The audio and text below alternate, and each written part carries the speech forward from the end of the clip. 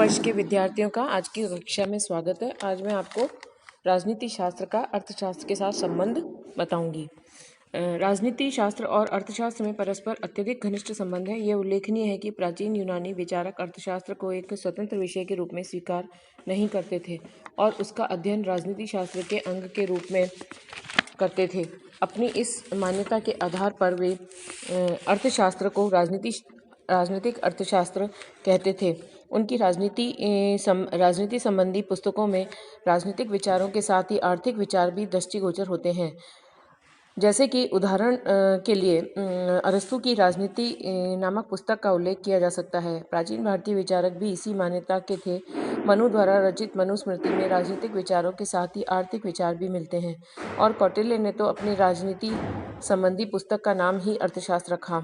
यद्यपि आज अर्थशास्त्र का स्वतंत्र विषय के रूप में विकास हो चुका है, तो भी इन दोनों शास्त्रों में घनिष्ठ संबंध देखा जा सकता है और उनके बीच में समान अध्ययन क्षेत्र की परंपरा भी विभिन्न रूपों में जीवित है। इन दोनों के घनिष्ठ संबंध को गेटेल ने इस प्रकार व्यक्त किया है: आर्थिक परिस्थितियां राज्य के संगठन, विकास तथा क्रियाकलापों पर प्रभाव डालती हैं और प्रत्युत्तर में राज्य अपने कानूनों द्वारा आर्थिक स्थितियों को बदलता है।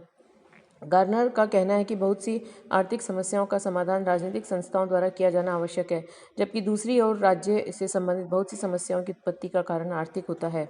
सेलिगमैन के अनुसार शासन के रूप तथा कार्यों पर आर्थिक उत्पादन व वितरण का अत्यधिक प्रभाव पड़ता है। इस स्थिति में आर्थिक तथ्यों को कारण बताया जा सकता है और राजनीतिक घटनाओं को उनका परिणाम। वर्तमान युग में हम राजनीति शास्त्र और अर्थशास्त्र में इतना घनिष्ठ संबंध देखते हैं कि राजनीतिक व आर्थिक क्रियाओं को पूर्णतः एक दूसरे से अलग करना कठिन प्रतीत होता है।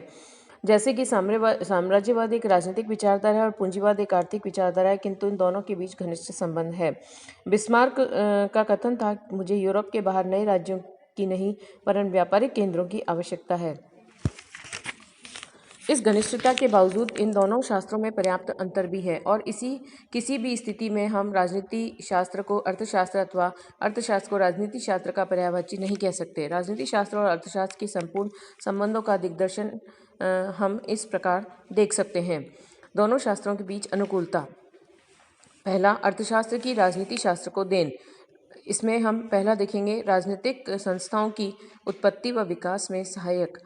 वर्तमान काल में यह सर्वमान्य तथ्य है कि राज्य की उत्पत्ति व उसके विकास में